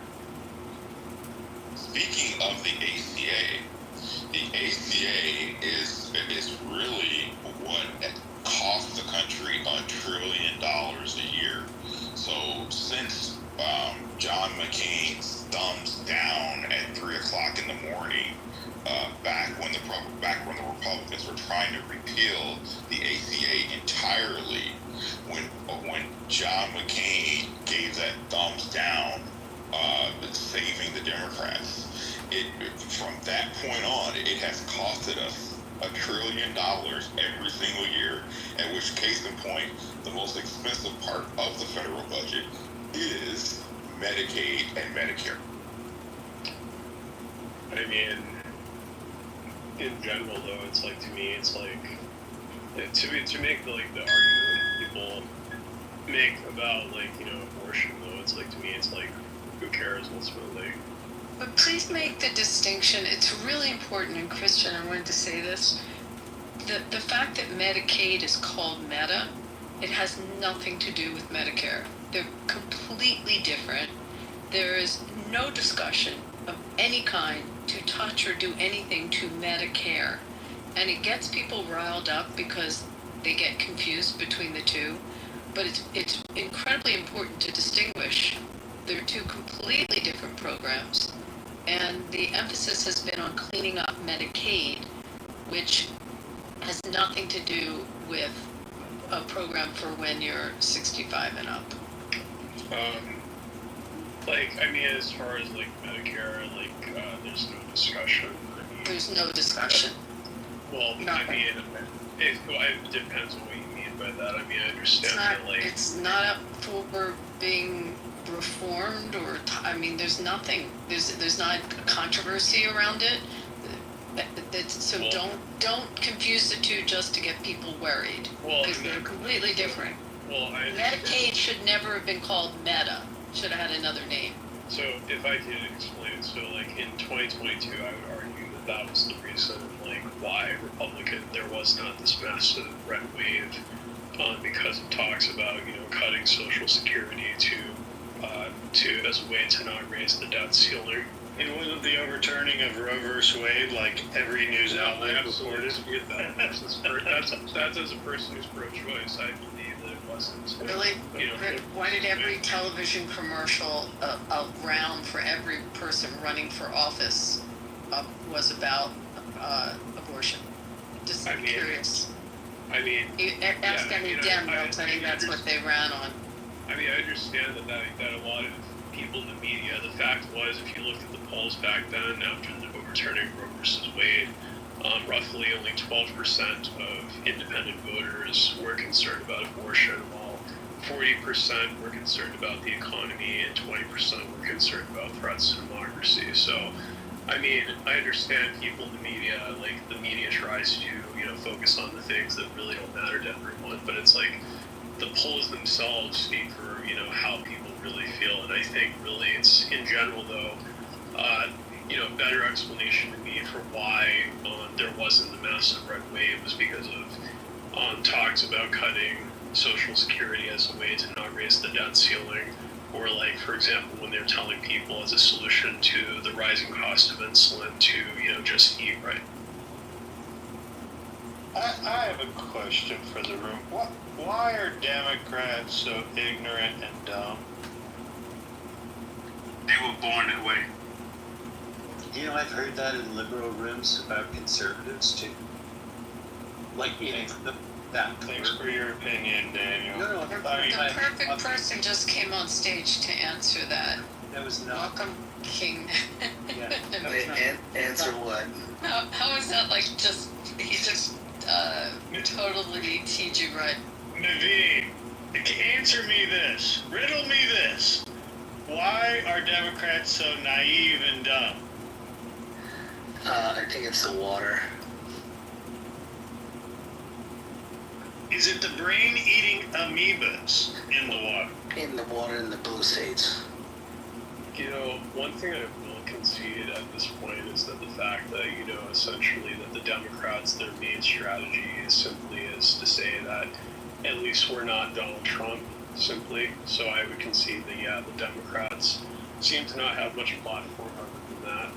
So, what are you saying? They're not Trump? They didn't go to an Ivy League university and get a degree from Wharton? They're acknowledging that they're not that smart?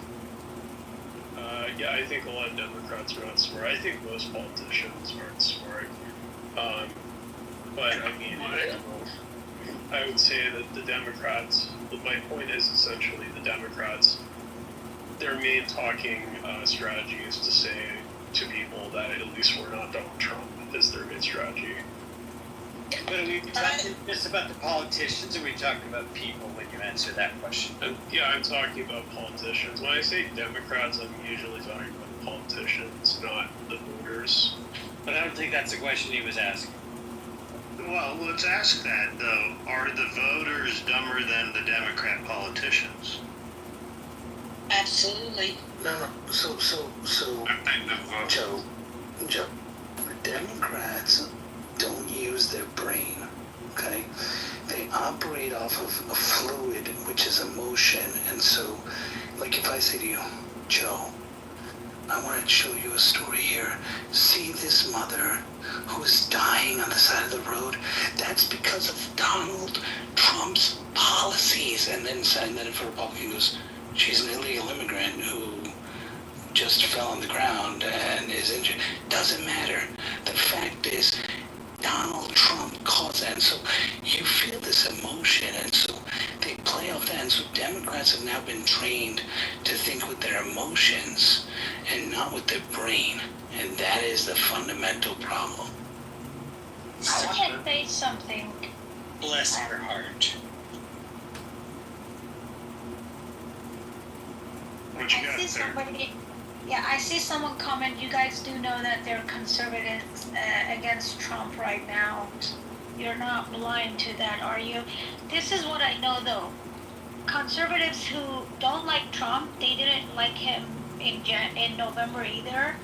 So I don't believe we have many people who voted for him who are mad or against him, Daniel. I don't know anyone, actually. I'm sure there are going to be some people, like statistically, scientifically, it's just wrong to say there's absolutely no one, but I don't know anyone. I know people who say, I would agree. let me finish, please. Let me finish. I know people who say, like, I'm a little bit disappointed for this policy or that policy, but I don't know a single person who voted for him and want their vote back. So my point is not who would my point is not who would change their mind or anything.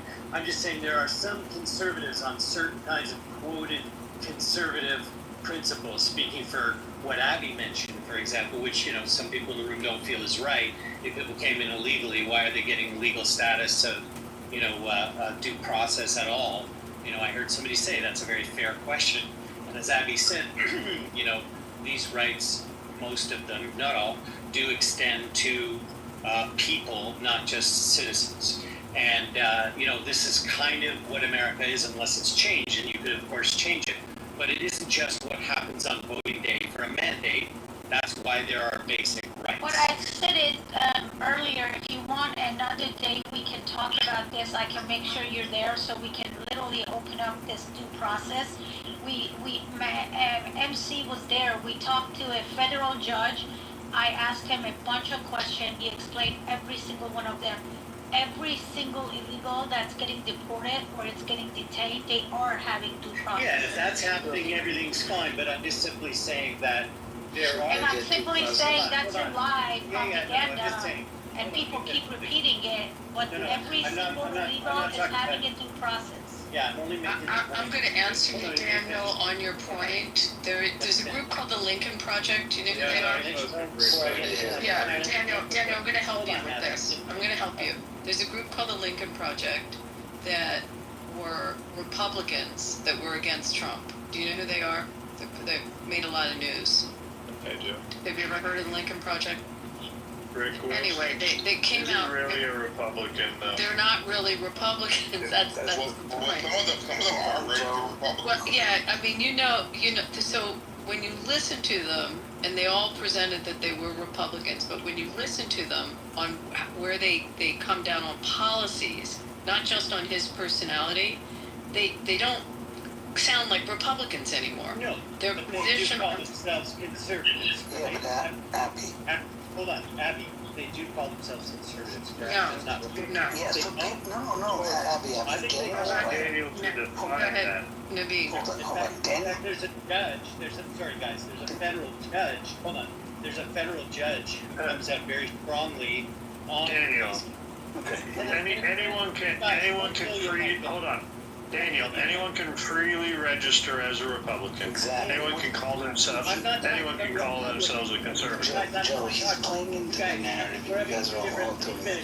Because they're registered as a Republican. Please let me You guys, Daniel, you're Wait, one at a time. One at a Come time. on. I had not had like 2 sentences. All I want to say. Just let Daniel finish. Daniel finish and then Nabi Thank take you it. so much. Appreciate it. There are people who call themselves conservatives who do not call themselves Republican, who once upon a time did call themselves Republican. Their case is that today's Republican Party is different than it was the Republican Party they were part of.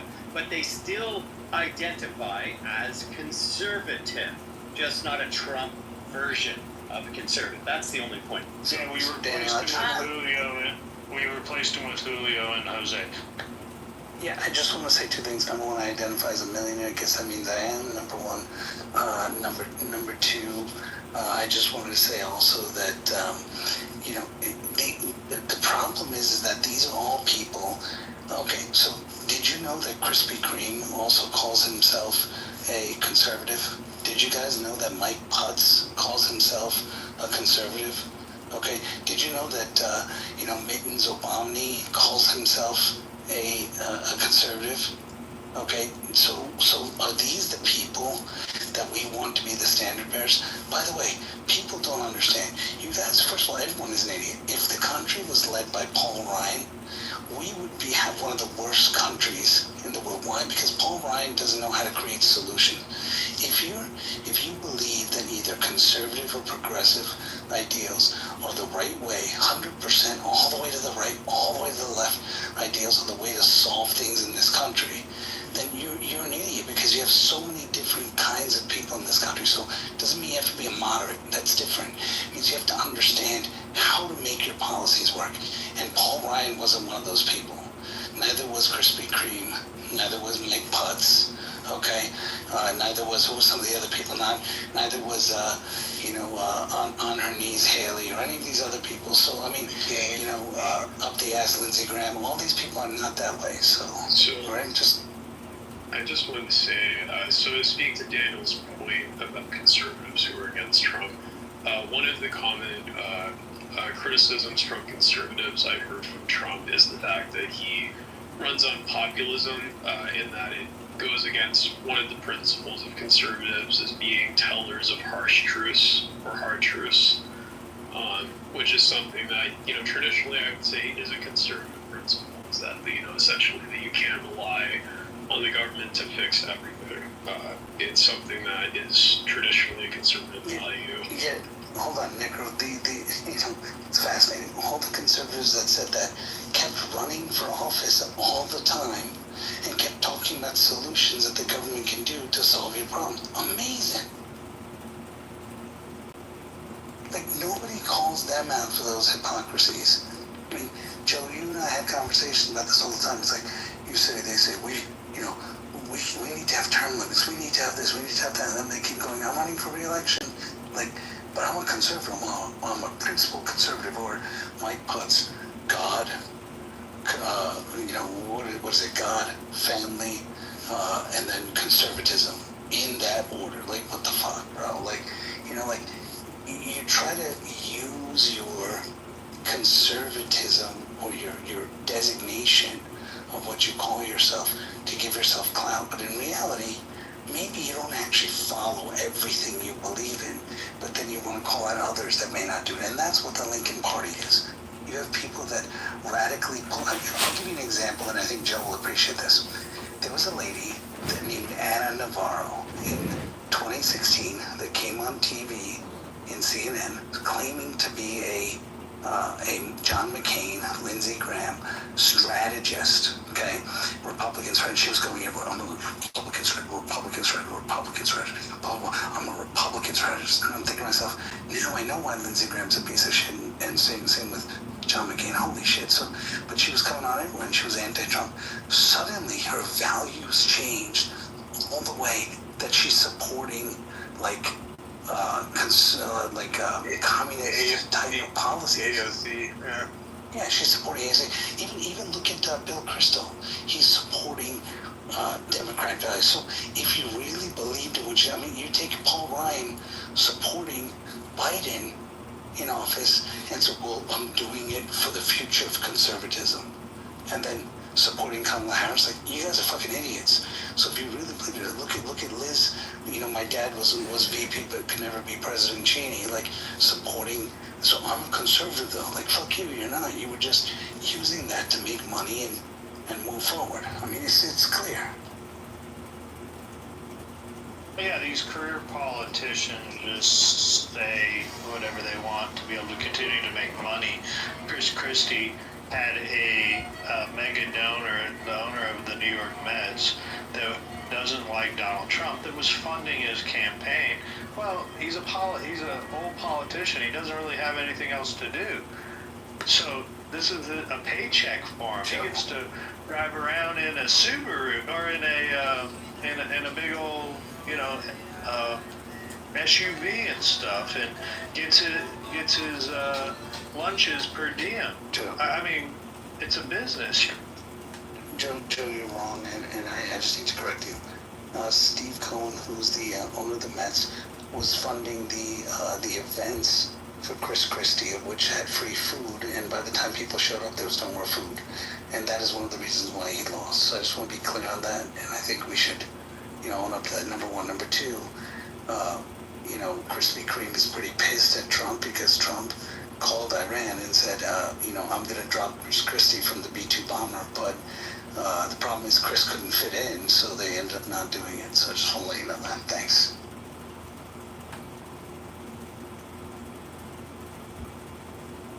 Yeah, so these terms and stuff, did Daniel leave?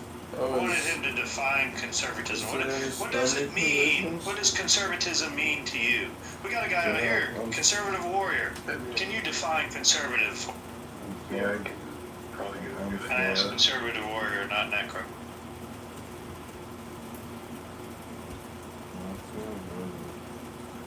It was Daniel. Daniel was in here. Yeah, no problem. I want to hear from conservative warrior. I like that name. For me, I feel like it's more standing up for what I believe in and not letting the basically letting the government dictate what I believe in. That's what it stands for me. Yeah. For me, as a person who's not a conservative, the idea of conservative believing in small government, and by that, government spending, not necessarily government authority. So there's a wide variety of different types of niche conservatism. There's social conservatives that have an emphasis on traditional social values. There are religious conservatives, or there used to be. I don't really believe there is a religious right, or if there is, it's not very powerful like it was maybe 40 years ago, 50 years ago. But there's paleoconservatives, which are an emphasis on traditionalism, traditional marriage, things like that. But it largely refers to preservation of our values, preservation of the Constitution, and when a Democrat or a liberal says, "Well, I'm a progressive," I've heard even John McCain's daughter call herself a progressive Republican. Okay, what they really mean is they want to progress us away from the Constitution. They want to progress us away from the traditional family values that many of us have been raised in.